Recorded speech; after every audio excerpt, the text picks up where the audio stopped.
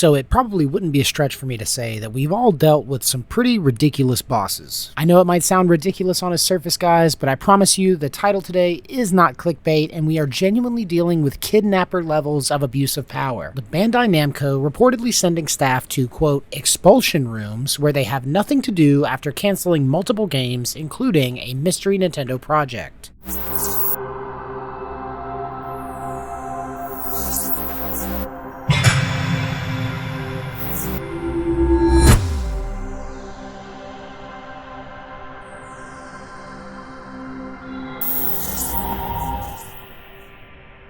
Hello, fellow travelers, and welcome to the Hard Light Network. So it probably wouldn't be a stretch for me to say that we've all dealt with some pretty ridiculous bosses. Maybe they've abused their position to bully you or make inappropriate comments. Maybe they just put unreasonable expectations on you, or maybe they were just stupid and it was a miracle that they were even a boss in the first place. But I doubt many of us have had our boss cancel our work for the day and instead of sending us home, locked us in a room with nothing to do. I know it might sound ridiculous on its surface, guys, but I promise you the title today is not clickbait, and we are genuinely dealing with kidnapper levels of abuse of power. We've got an absolutely wild story today for you guys, but before we get into it, please do not forget to hit that like button, subscribe so you don't miss out on anything we've got coming up for you in the future, and also leave your comments on this crazy story down below. Of course, if you wanted to go the extra mile, there is a super thanks option down below, but with that being said, let's get right into it. Today's article is brought to us by IGN and is entitled Bandai Namco reportedly sending staff to, quote, expulsion rooms where they have nothing to do after canceling multiple games, including a mystery Nintendo project. The article begins by stating, quote, Japanese game company Bandai Namco is reportedly sending staff to, quote, expulsion rooms where they have nothing to do after a number of projects were canceled, including one said to be for Nintendo.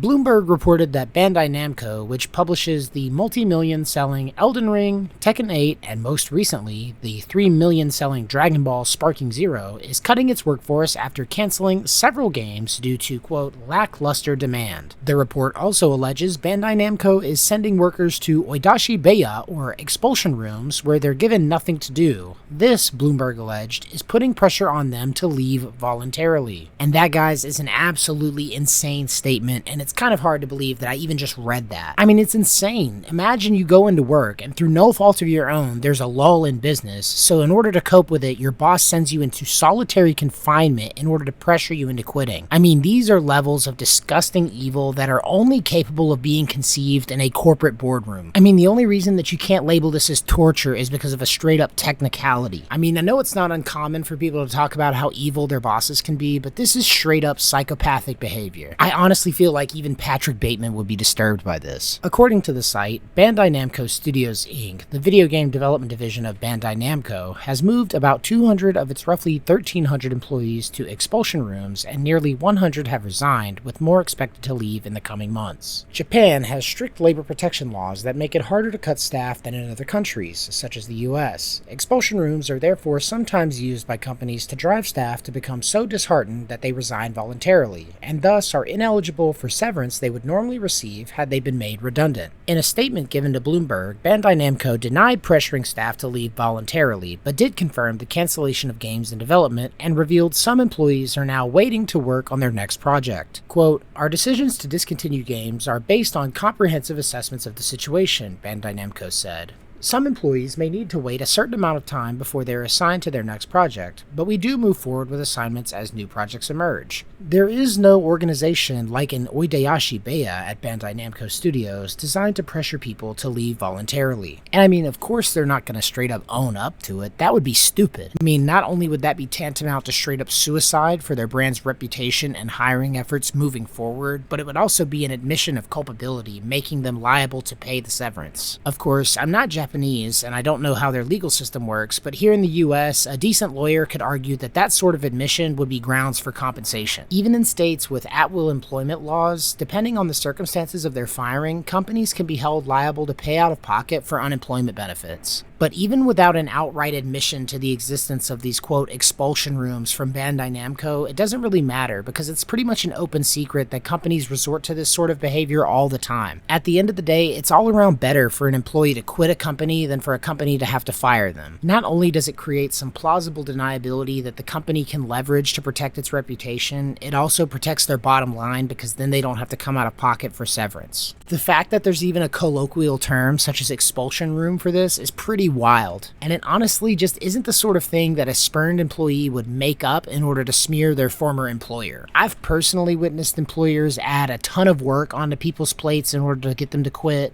I've seen them do the opposite and cut their hours so severely that people just have to look for a new job just so they can pay their bills. I've even seen them create a hostile work environment by pitting employees against each other, by doing things like letting employee A come into work late repeatedly without saying anything to them, but excessively getting on to employee B after they've shown up late once. But never, even at my worst jobs, have I ever seen an owner or manager lock their employees up in a broom closet in order to force them to quit. Again, that's just a completely wild situation to be in, and I'm still having a hard time believing it even now. And yet, I do. This is exactly the type of, quote, solution that middle management would come up with. But anyway, let's get to the end of this article. Bloomberg reports that Bandai Namco has suffered financially in much the same way other video game companies have post-pandemic, with big losses coming from write-downs tied to game cancellations. It alleged that Bandai Namco has recently stopped development on games that feature characters from Naruto and One Piece, quote, as well as a project commissioned by Nintendo Co. This mystery-canceled Nintendo game was not named. Bandai Namco Studios has for a number of years developed games for Nintendo, including exclusives Super Smash Bros. Ultimate, Pokken Tournament, and new Pokemon Snap.